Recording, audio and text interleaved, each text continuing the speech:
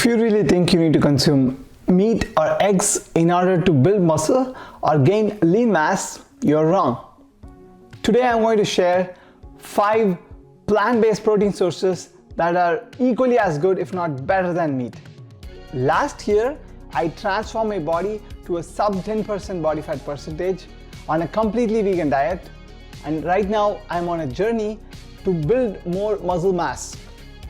Here are 5 protein sources that I consume on a daily basis that are perfect for vegans and vegetarians, or anybody that's considering adding a little bit more protein sources. But first, why do we really need protein? Well, you might have heard the term proteins are the building blocks of our body. Protein is also necessary for your skin, hair, and nails, among other things. Plus, it keeps you satiated when you have enough protein in each of your meals and helps you stick towards your goals.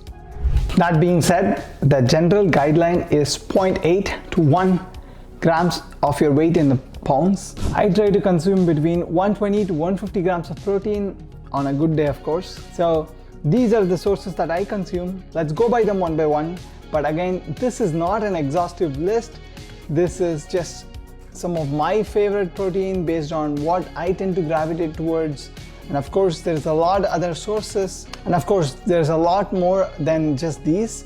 But I tend to stick more towards those less processed, which means I'm not going to be talking about Beyond Meat patties here. Not to say that's completely bad, but obviously, it's not the best for your health. And there's also different factors like cost and bioavailability and complete vegan protein sources which I've considered in terms of building this. For full disclosure, I personally tend to gravitate towards the items that I can buy from Costco, which keeps everything a bit economical. People say that veganism is very expensive, but I can personally find most of these at Costco or an Indian grocery store where you can find these for really cheap. Let's get started. Okay, first on the list is tofu. I could eat tofu every day. In fact, I do. This is something that I constantly go and gravitate towards. And not only because it has 12 to 20 grams of protein, but also it's a complete source of protein and it's very easy to consume. It is easy to cook. It absorbs all the flavors, and I personally make air-fried tofu. I bake tofu on a weekly basis with my meal preps, which I do have a video here talking about my meal prep process. You can check this out here. It also has less calories and less fat, and has a lot of iron, fiber, and fatty acid, omega fatty acids. So this is one of my go-to sources of protein.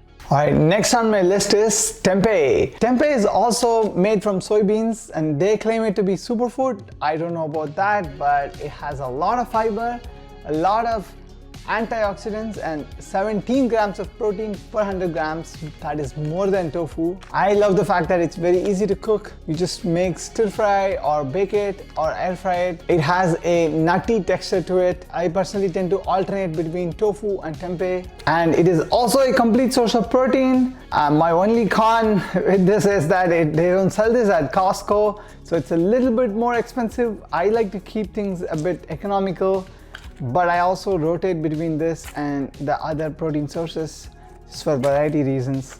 Check it out if you haven't, and let me know your favorite tempeh recipes in the comments. Alright, next on my list is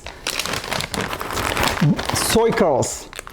Basically, soy curls is made from this particular brand, Butler's. I actually only recently heard about them. I also would combine this along with the same category of soya chunks. If you've seen these, this is actually from Indian grocery stores here. So soy curls, I love soy curls. It has 35 grams of protein per 100 grams. But the best part is it's very minimally processed. Here it says that it only has 1 natural ingredients, and it's really easy to cook. You just rehydrate it and then basically add any sorts of sauces or spices, and everything basically sticks. In fact, I posted one video showing what I eat in a day, which incorporates one of the recipes for soy curls. Do check it out here. But I've also seen a lot of restaurants use this as a fake meat product, I like the texture, it's easy to consume, and then I personally also air fry this with some sriracha, and it turns out really good. If you haven't really tried this out, do check it out and let me know if you like it. Alright, next on my list is lentils, beans, chickpeas.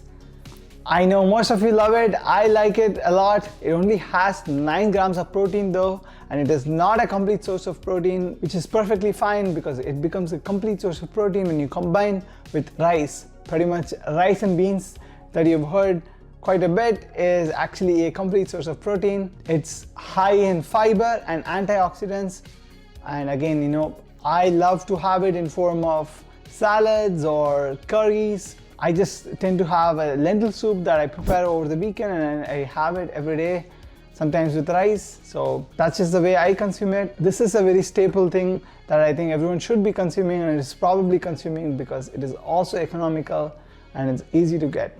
Alright, next on my list is TVP, which is textured vegetable protein. If you haven't heard this is basically again soy. I know I tend to gravitate more towards soy, but this is really a great source. You just hydrate it and cook it for tacos, burgers, sandwich, pretty much anything. Sometimes I just add spices and have it just like that without anything else, but I love it in taco form. So it's also a complete source of protein, and it has 50 grams of protein per 100 grams, which is, I've heard, is more than what chicken or beef might have. But again, the bioavailability is going to be different, the amino acid profile is going to be different. But I am personally a vegan for ethical reasons. It is slightly bit more processed compared to other sources like tofu or soy curls. In moderation, this is still great. And I also rotate between soya chunks here. It has slightly bit more protein per 100 grams, but I find it slightly harder to cook compared to TVP, just because of the way it absorbs water and flavors.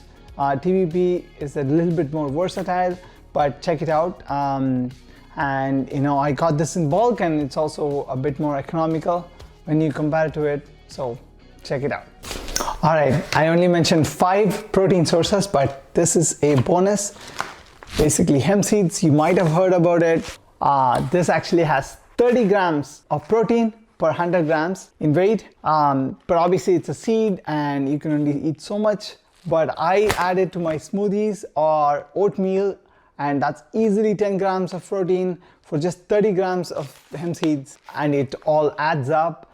But the best thing about this is it's very high in omega-3 fatty acids, which you usually don't get easily. Another on my list that is a bonus is nutritional yeast. I don't consume it by itself, but I just use it as a topping when I air fry, or just salads or different things when I cook. And again, you know, it's easy to get some 10 grams of protein. Just 2 tablespoons have 5 grams of protein, which is fantastic. But this particular one that's from the brand Now is actually fortified with B vitamins, and for vegans and vegetarians it's a bit harder to get B12, which a lot of us tend to be deficient in. So at least for that reason, I always remember to add at least 2 tablespoons, if not more, every day. And again, like I mentioned, it all adds up to 120 grams very easily if you're a little bit conscious about it. Alright, that was probably a lot of soy products. I know some of you are allergic to soy, but soy just gets a lot of hate, which I don't really understand. And many of the myths that are associated with soy have already been busted. And this is, I know everyone's different, but this is just what I tend to gravitate towards.